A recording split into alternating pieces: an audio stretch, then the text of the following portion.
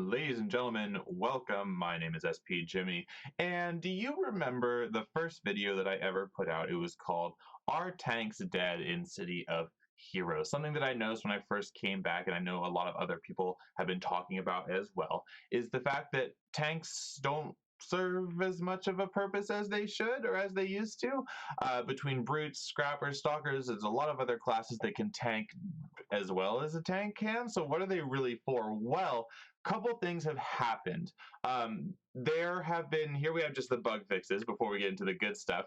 Um, they're doing away with bruising, which is an effect that brutes have. They're making, or brutes, sorry, tanks have.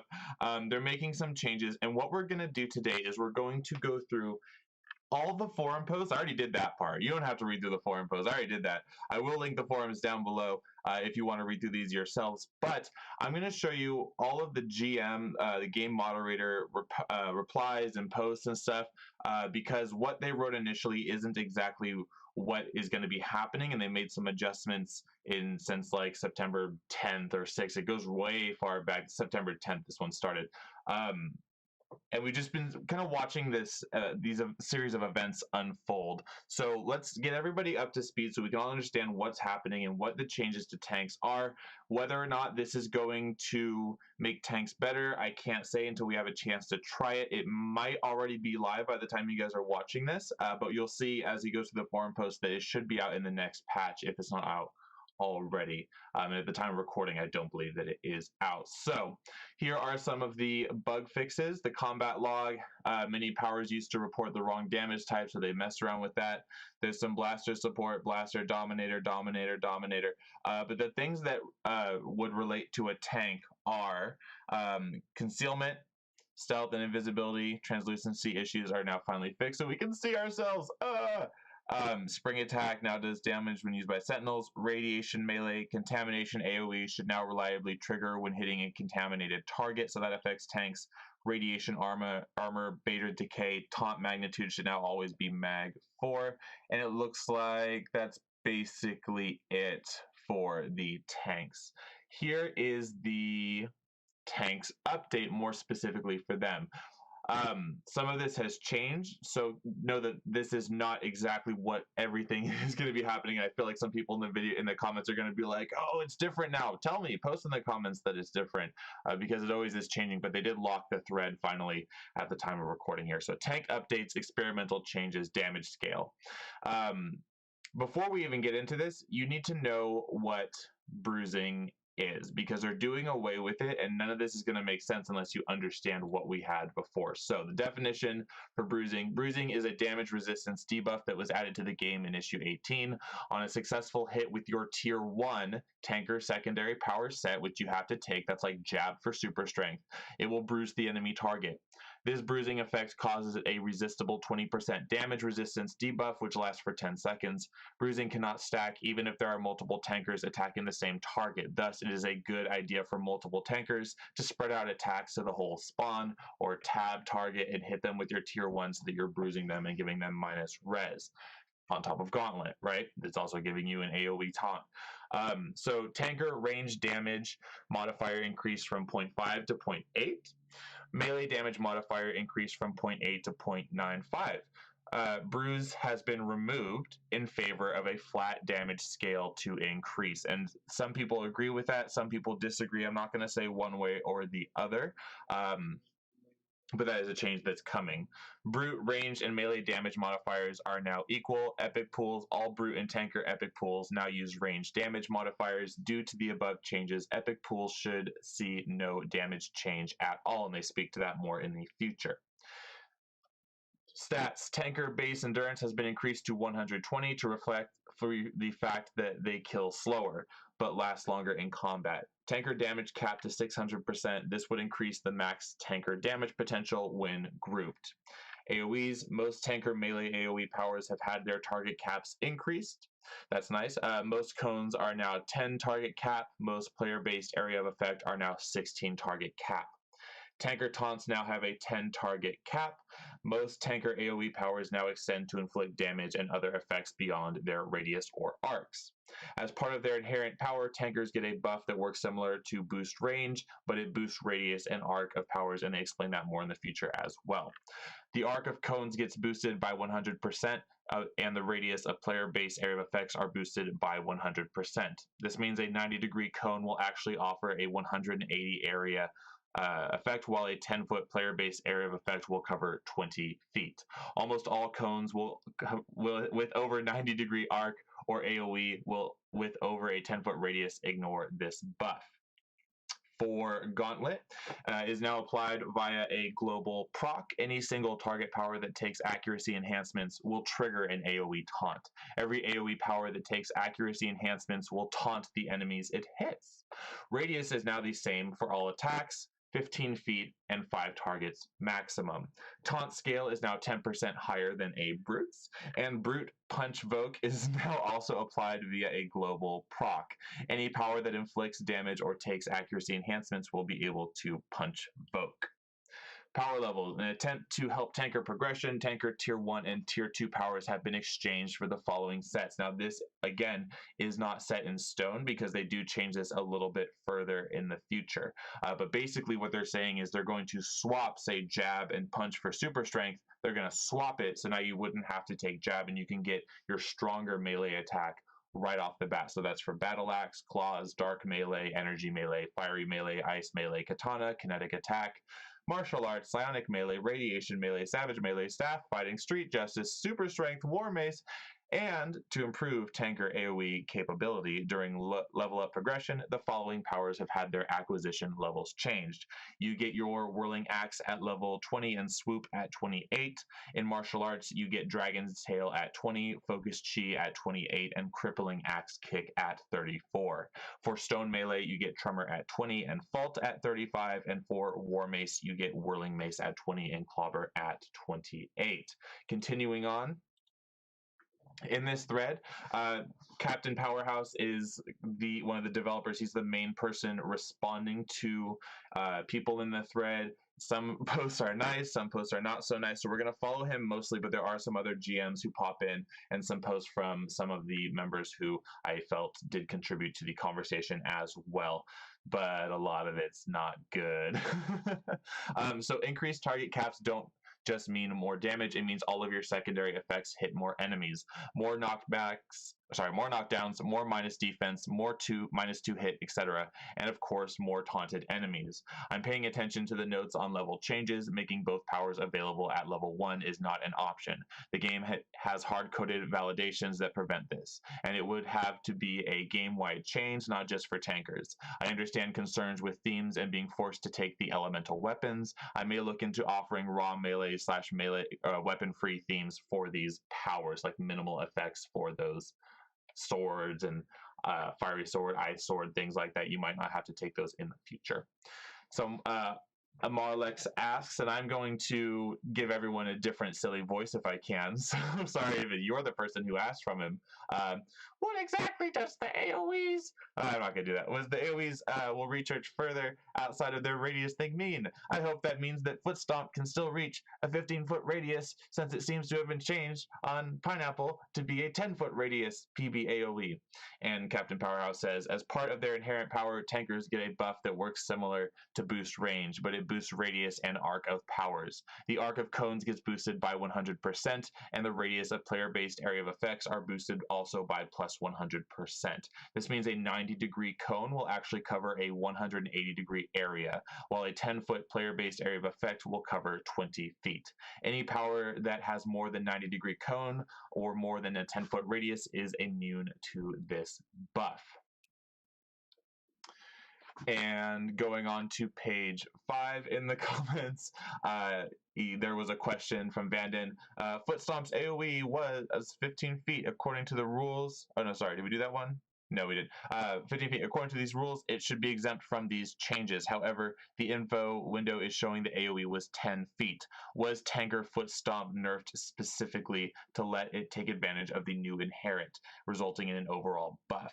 Yes. To elaborate, I didn't like the idea that Foot Stomp for tankers would be suddenly the smallest AoE, stuck at 15, when all other player-based area of effects are stuck at 16 feet. Started at 16 feet. But they're also making some changes to Rage. So towards the kind of like the end of this video, we'll get to the Rage forum as well, because they changed things with the crash and stuff like that as well. It's going to be I don't know if it's going to be for the better or for the worse. It kind of discourages stacking Rage, but we'll get to that part. Now, this is a post from a guy named Lobster. He says, okay, there's a lot to unpack here, but basically, he likes the idea of targeting, increasing the target cap. This part here that's highlighted is going to be mentioned by the developer below. So I just wanted to show this in case you guys wanted to read through his post here entirely, because that is what the developer is responding to next. And so basically, Captain Powerhouse says,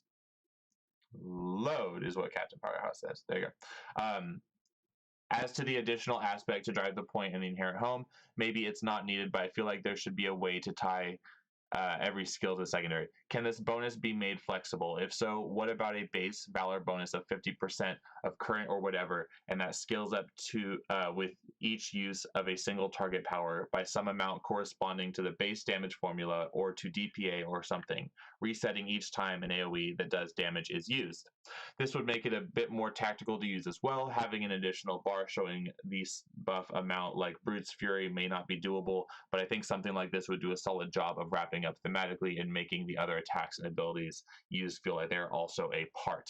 Captain Powerhouse says, I considered giving tankers a red bar that would fill as they get aggro/attacked, but that had honestly changed them too much, the current flavor of the tanker, and make them feel way too brute-ish. Like I mentioned before, I don't want the feel of a tanker to change or force any new behavior.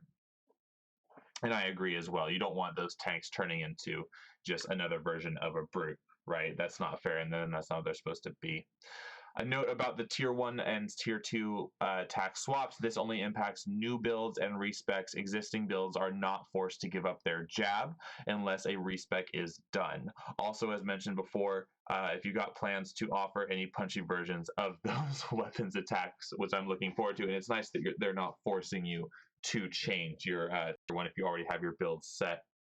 So, Dunamis says, one of my friends used dual blades when trying out the game as a tank and ended up dropping it due to how the tier 1 power he was stuck with he never wanted to use late game, but had to do to bruise and being locked into it. Is there a reason dual blades was not added to the tier 1 and tier 2 swap list? Captain Powerhouse says, because it's the mandatory starting point for both the empower and weaken combos, because dual blades has to have a combo going with to be able to build up to certain effects, and I believe there's a couple other powers that have that happen to them as well.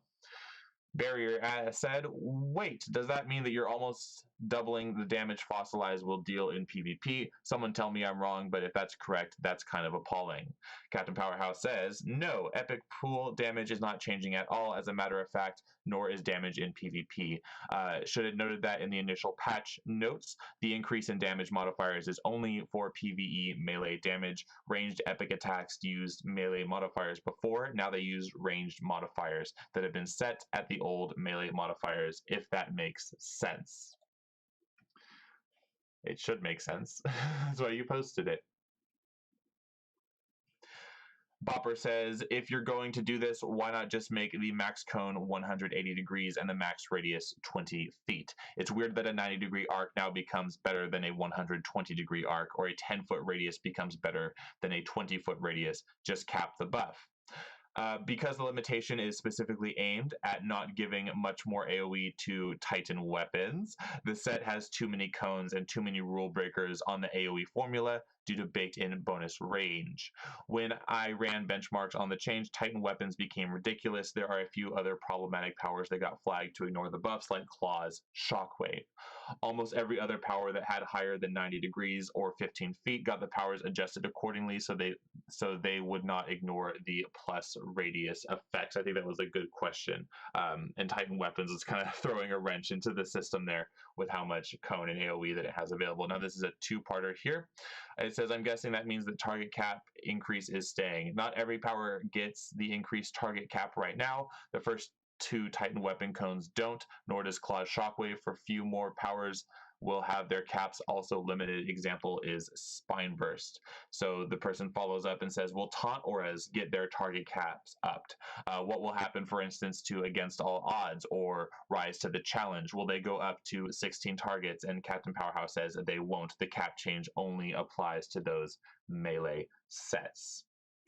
And at some point, I'm going to be redoing the tanker video once they redo these powers and everything, because it's going to change perhaps some of the combinations and secondaries that we would choose to use. Now, this is a two-parter as well. So Boss Cog says to Captain Powerhouse, what are the odds some of the Dominator Assault changes roll out for tankers and brutes or scrappers? Namely, the animations being sped up and the energy assault changes going to energy melee. And I think it's interesting here, Captain Powerhouse says some sets will be looked at a later time. So we might be getting some Dominators changes coming up, but there is a lot to test here already. Rather keep the focus on these tanker changes for the time being. And then Riley says, seriously, how are we testing this in team play situations? This seems one of the more crucial needs for answering concerns, but I haven't seen any talk of it in the thread of anyone trying it out. I'm willing to coordinate for group testing. And then Captain Powerhouse says, the best I can say is the least useful examples are AE farms. They are too optimized for kill speed and AoE and don't translate well into in-game content. As a side encouragement, partially unrelated, there are some under the hood changes that require lots of testing of complicated content. This means eye trials, task force, regular trials, all that kind of stuff. It would help to take out two birds with one hurled boulder if that kind of content was used for tests too. And I like the little reference there. He's a funny GM, and then pretty soon people start to turn on him. There are many reasons I don't want to expand the bruise to every power from personal to actual balance. From a personal point, going all the way to launch, I didn't roll a tank just to debuff things so others can kill them better. I rolled a tank to punch things in the face while I get punched in the face, and my teammates are mostly safe. From a balance perspective, it still means a second tank is the least optimal party member you can bring aboard. Allowing it to stack is also problematic in its own ways. A thing I am considering to do, though, is to increase some of the modifiers used by power pools like leadership, allowing for some tanks to opt into more support-oriented builds on an individual basis. Instead of the archetype as a whole being shoehorned into a new support role via global mechanics between leadership and epic pools like Darkest Night or Melt Armor, a tanker could build for more support, and I like the sound of that. I know there was talk of the perhaps Paladin class at some point that, yeah, we'll get to another video, but I'd like to support a little bit more on a tank, especially like a shield tank. All right. That's kind of the crux, isn't it? William Valance said. Your perspective is damage output should be primary, and now you're in a position to make it so the primary focus of tankers is damage, regardless of what they were, and in a way that is just so grossly strong, and that just can't be matched. So Captain Powerhouse responds with, if that was the case, this would not be happening now, and the AT would have been given one-to-one modifiers over 5 years ago. If I was to go for my personal favorite idea and ignoring everything everyone else said, tankers would be running with an offensive/defensive toggle right now. My potential bias is one of the reasons I have forced myself to take years on changing anything on the archetype. I proposed countless approaches to give a tanker a better place over the last decade and a half to both former devs when the game was live and to players. Almost everything that has been suggested here I had at one way or another suggested two and was shut down by one, the other, or basically both due to me bringing up multiple times. At the end of the day, the most common thing everyone came to is they made a melee AT to tank and punch, and no one wanted to see crazy complicated mechanics getting in the way or being sidelined into melee defenders or any other archetype. A version of this was actually tested a few years ago and had the most positive reaction of anything that was proposed up to that point, in great part because it does not force most tank players to do anything but what they already did, grab as much aggro and AoE as much as possible. Even if I took melee defender approach, the effects of it would have to be extremely subtle for something that just comes for free. To make any impact, or it would have to be a whole archetype redesign. At that point, one simply enters the new AT territory. I mean, I've been meaning to do an explanation of the reason behind most of the details of the patch and what they are meant to address. Every time I start, I end up with a giant wall of text, and I want to make it more to the point than that. But I've not much time, as I've been spending the last 2 days fixing PvP bugs. But I want to cover a handful of points here.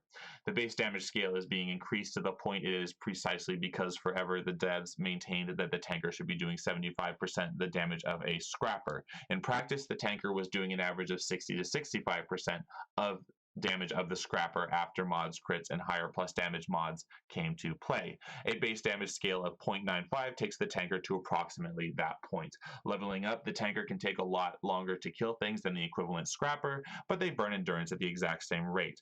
That is where the plus max endurance comes into play. It's meant to let them continue and fight a little bit longer to the end, so they can only use their tier 1 and tier 2 abilities or eat a blue pill. Now let's pause there just before the last paragraph, because they actually got rid of the max endurance. He was going, I believe, to do tankers had plus 20 max endurance, and the latest thing that I heard is that he's doing no plus max endurance for tankers because it broke a lot of things. So that is not up to date there.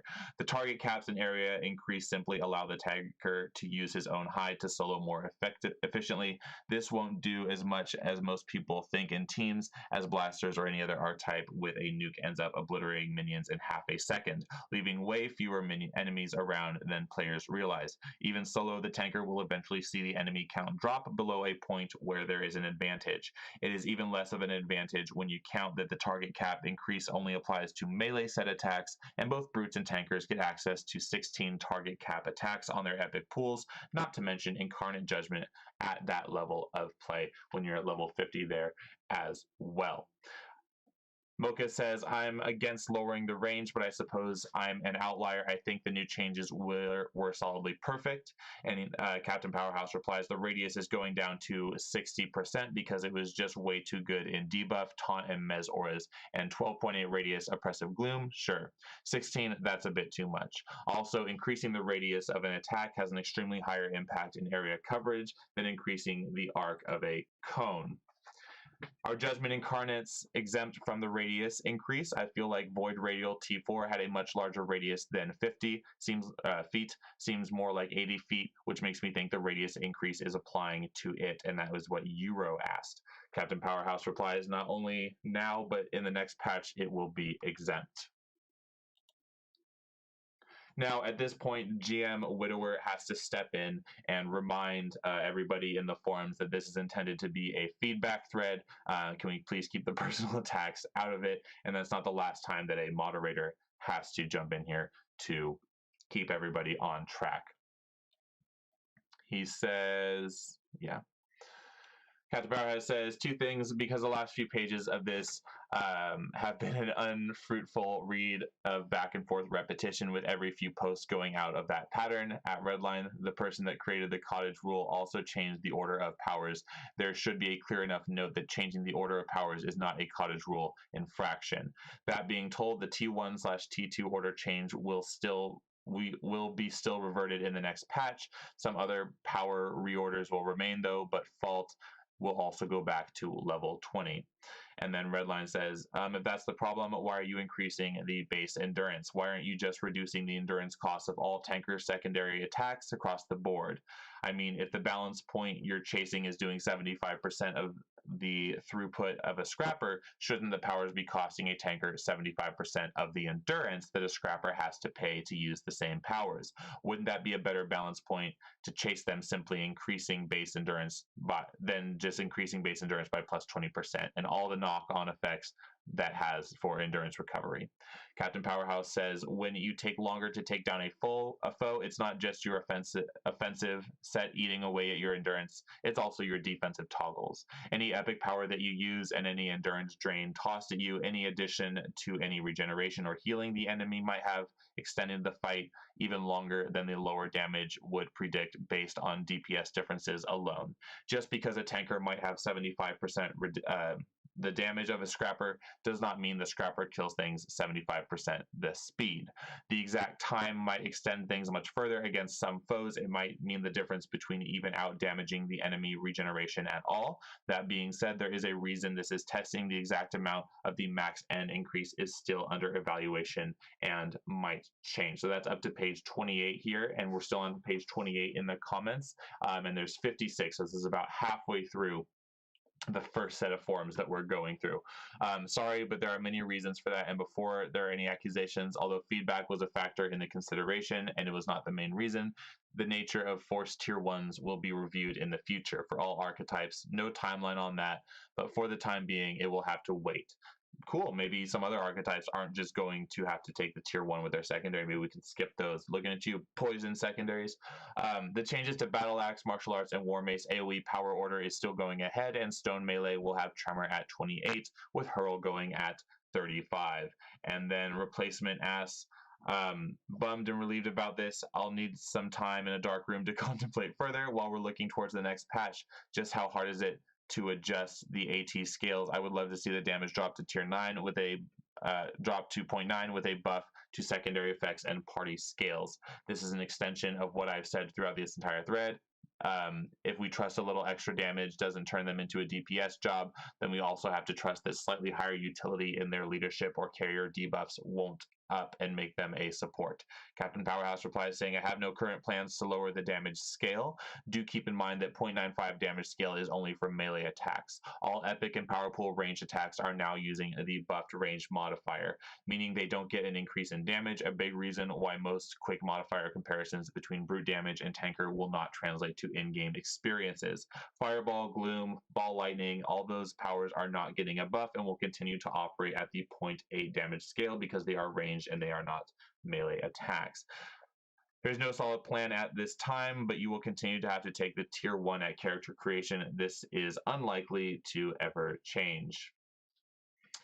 Mr. Igneous says, great, thank you. Good news for stone tanks. The swap would have been fine if the T2 power was changed to the T1 recharge time when it was moved to the T1 spot. Captain Powerhouse replies, stone was not going to have its tier 1 and tier 2 swapped in the first place. Only tremor and fault was moving for that set. It's kind of hard to keep because all the information, misinformation being spread now.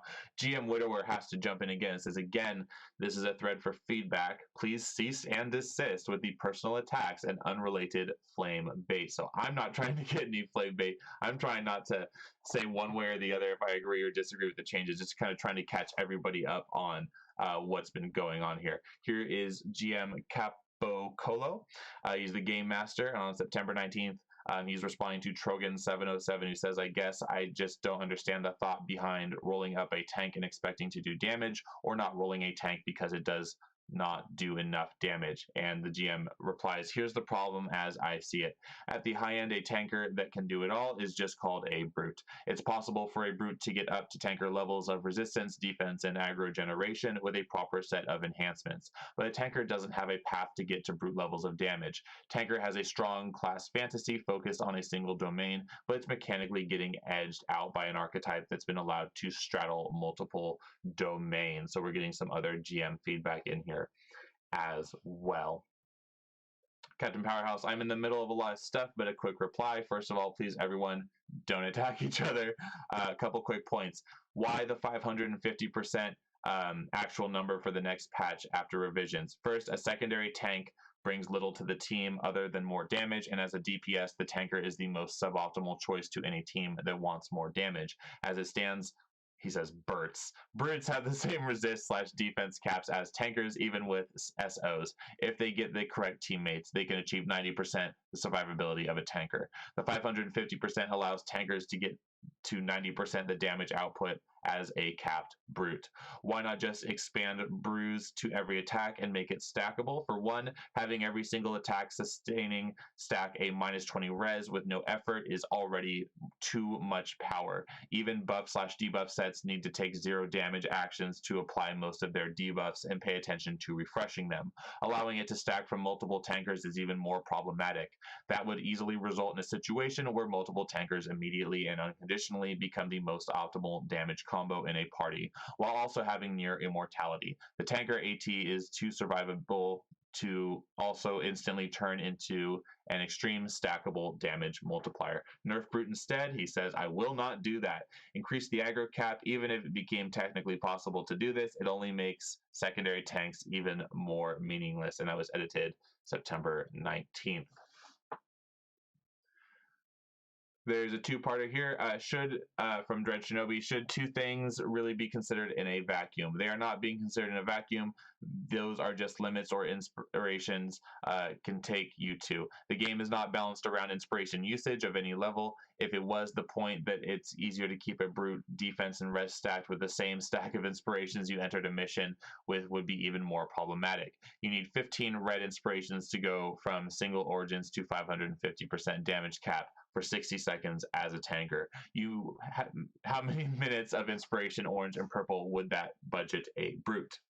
And then replacement says, thanks, good catch. It's 32s on the melee versus 16 for blaster, but also knockout blow is 25 seconds on the melees and 40 seconds on the blasters. So distorts that comparison as well. These are definitely bias skills, which is inevitable when trying to compare a tanker to a blaster. We will mostly resort to attacks designed for one archetype being used by the other. I suppose I should put together who flurries best, but I'm not gonna. And then Captain Powerhouse replies, the rule of thumb is that epic pools are 2 times the recharge, but that rule is of normal attack balance. Knockback on super strength suffers a 5-second recharge penalty because it is super strength, or KOB, I should say, on super strength. And Alroxis says, stackable bruising definitely won't make tanker teams game-breaking.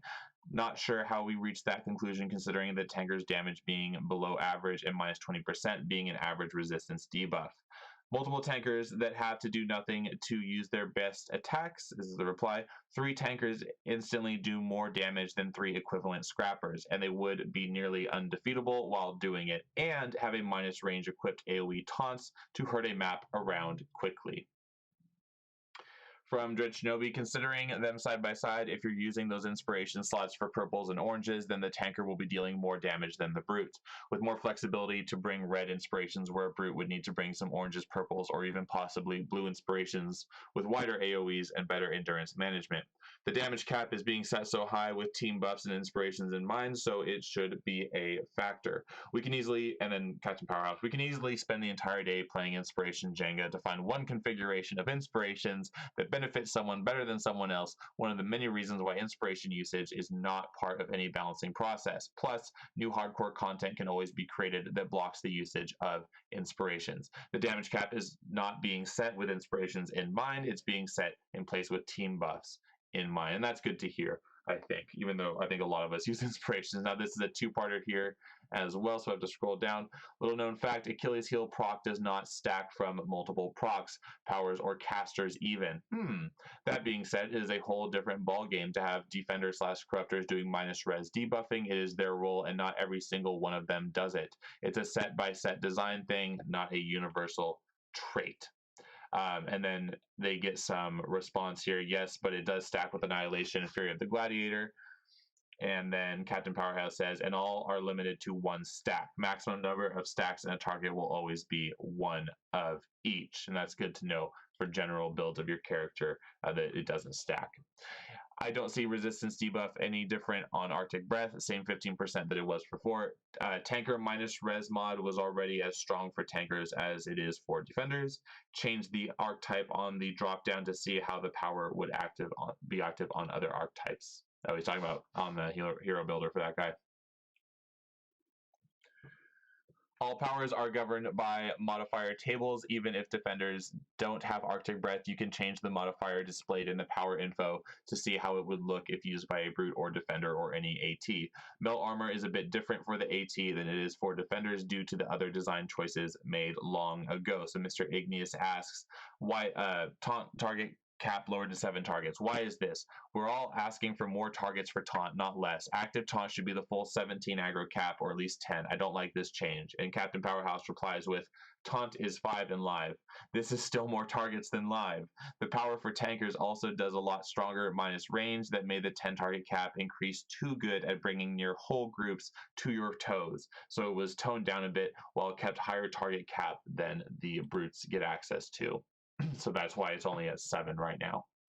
To Trogan 707, tankers can easily get up to 17 target aggro with the use of a few moves. Taunt is not just a tool to grab aggro, it's a range tool that lowers the range of all enemy powers to basically nose distance, forcing them to get near you. This does not just mean ranged attacks, it also makes enemy cones for all purposes single target attacks unless the power is flagged to ignore range or the foe has resistance to minus range, because during those seconds the cone will have a range of basically 0. And Mr. Igneous says, this is a great for hurting at mobs on Striga or anywhere for lobbies to nuke without any risk. Captain Powerhouse says, this is as far from the goals as these changes as things can possibly go. So he's not having it. Is that tanker unique from Derek 1963? Is this tanker unique? Because I certainly can pick tier 2 battle drones when I'm creating a bots mastermind. That is a primary set. The engine enforces tier 1 only at creation for every AT secondary set. So he needed to understand that you could take the tier 2 with your primary at any time. Vanden said, however, if you make them separate powers, that restriction is lifted and there's more wiggle room to have animations not be exactly identical. Captain Powerhouse replies, not accurate. Cast times are heavily tied to power set balance goals, and even if such a thing was done, the alternative powers would still require either the same cast time. Two-parter here.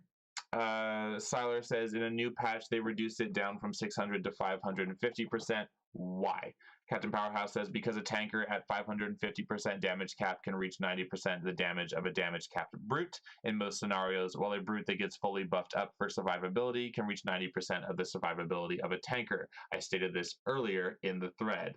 It's unlike, and then he gets asked here, I didn't read through most of the thread because there's a lot of pages. My bad. Maybe there might be a way to highlight more important messages to the front of the thread. And he says it's unlikely but not impossible on a temporary basis. That change is specifically targeting team situations. Okay. He reminds people to stick to the topic. I guess they're getting a little bit rowdy again. So I figure why Breath of Fire wasn't increased is because it's already a 15-foot range, but why is the arc increased at all? The cone/radius range do not change, only sphere radius change. Cones have their arc increased, not their radius. No temp bans, just click the wrong button on the bot site, so people thought they were getting banned. Am I right to assume plus cone arc applies even to the longer epic cones like the 60-foot in Shark Attack Mastery? At this time, plus arc applies to epic cones. Same goes for plus radius and epic spheres. This is all still subject to change, of course. And then on September 24th, I'm not concerned about tanker's own minus res happening to make a tanker at the cap do more damage than a brute at its caps, because a brute on the same team will also take benefit of those minus res, doing still more damage than the tanker. A team situation will likely bring other permanent minus res that might also take foes to the minus res cap that applies to everyone equally since it's target based. At that point, if the tanker is considered to be doing too much damage, then so is the brute, even more so. At the moment, the tanker cap won't go below 5.5 unless the brute cap also goes down to keep the 90% relationship. But that is not something I am currently considering. That can always change. I am still paying attention to the tanker's personal benefit in non-team scenarios when combining minus res with leadership, among other things, but do keep in mind that the base damage increase only applies to melee attacks. Tanker epic pool attacks are left at 0.8 modifiers, while the tanker has stronger minus res from melt armor. Their fireball does as much damage as a brute's, and the brute one is empowered by fury and a higher damage cap. At the cap's epic pool damage for tankers is 76% the epic pool damage of a brute. And here is where things get tricky. As they stop being apples to apples, the goal is that is offset again, not in an apples to apples way. So not just by bringing the damage to any specific relationship, but by stronger support abilities like stronger leadership for the team or stronger debuffs. Epic pools also continue to have the same target caps for both ATs, tankers, and for brutes. There will always be edge cases where a tanker will outperform a brute. I can easily see cases where Titan weapons tanker could outperform some non-Titan weapons brutes. It becomes a problem if at high end, the median tanker performs better than the median brute on most situations, and I don't have plans to turn a blind eye to that. Obviously, not all builds can be compared to each other, but I'm very interested to see how close can someone bring an equivalent tanker slash brute build, Titan weapons bio or fire, or bio Titan weapons fire. For example, it is worth noting that incarnate abilities can blur the lines since for some reason it was decided to make them ignore archetype modifiers.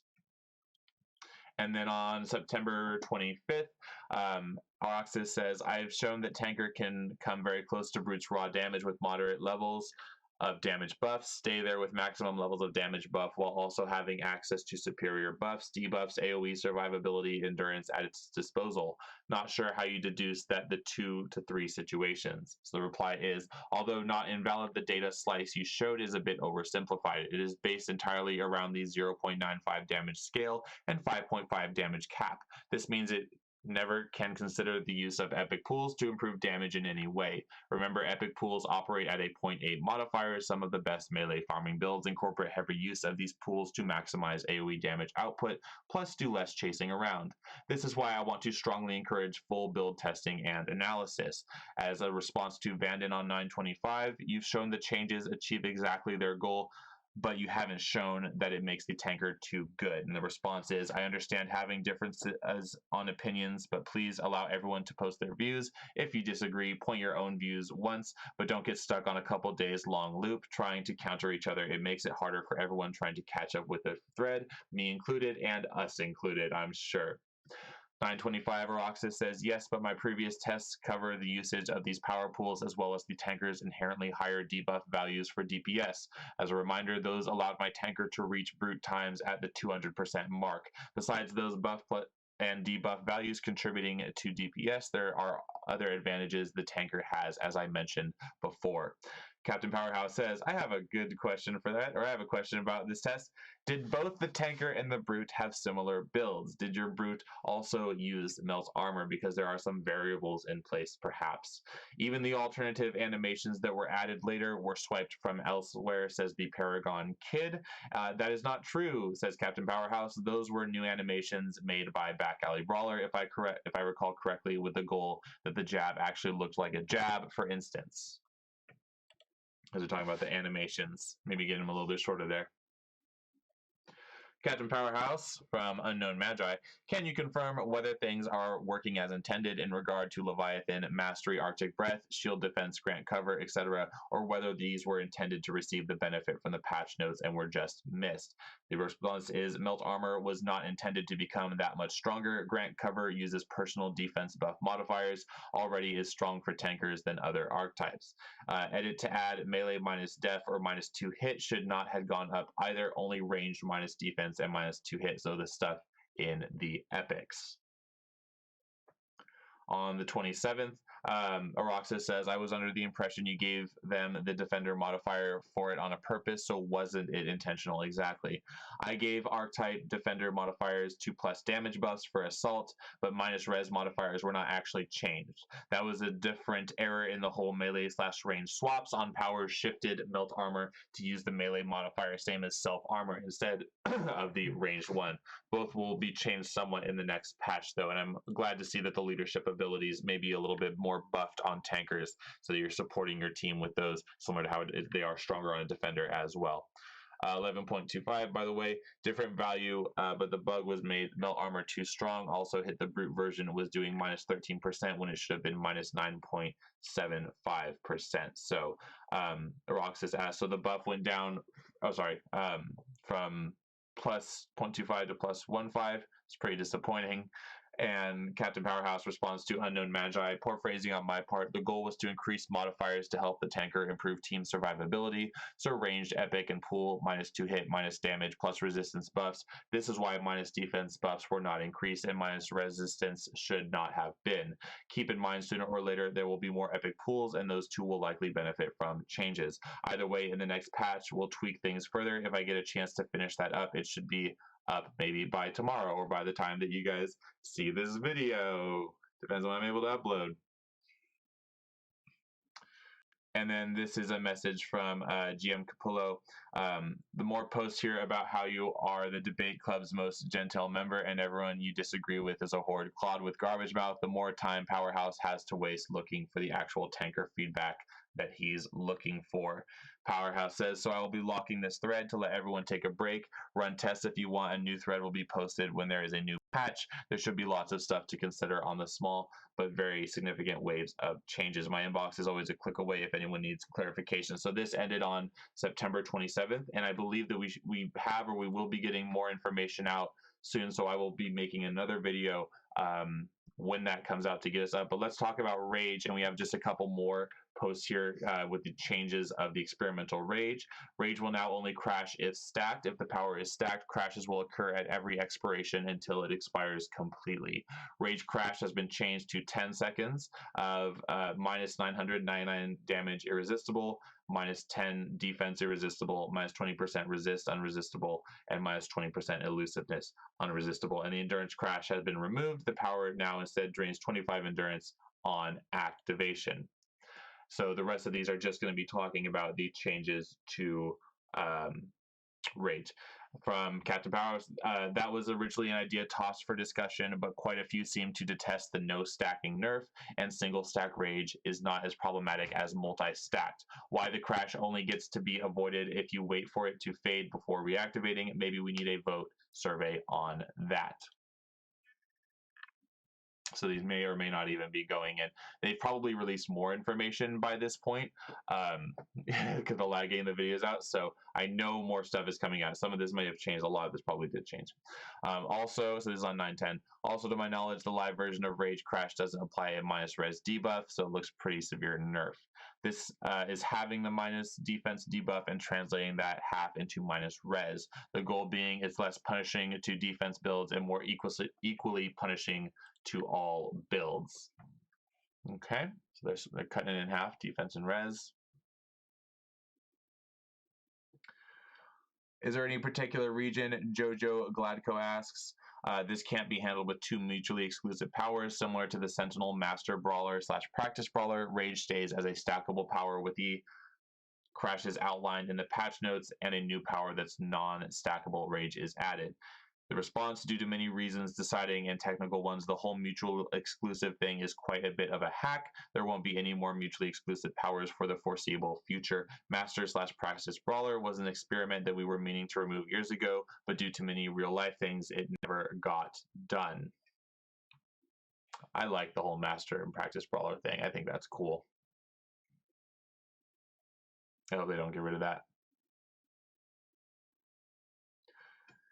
From Clouthless, if you can't have two versions, can't you just get rid of the minus damage part of the crash? It seems to me the point of the power is to temporarily turn your tank into a pseudo scrapper. Increasing damage at the expense of your defenses makes sense with that, but having a damage crash involved kind of ruins the aspect too. You could even change the power completely and get rid of the crash entirely, but make the defensive penalties apply to the entire duration. And the response from Captain Powerhouse is, if that was the goal of the power, it would come with a permanent survivability debuff, not only a crash.